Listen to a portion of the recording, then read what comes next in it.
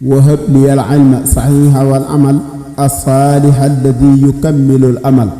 F3S TV fondation sopp Serigne Salif taxaw temm ngir yaatal liggéeyab Serigne bi.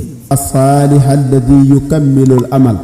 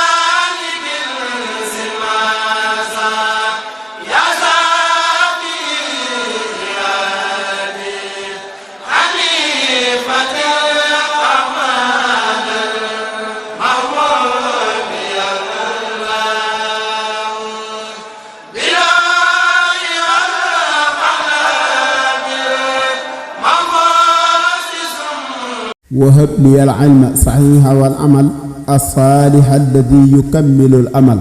F3S TV fondation sopp Serigne Salif taxaw temm ngir yaatal liggéeyab Serigne bi. الصالح الذي يكمل الأمل.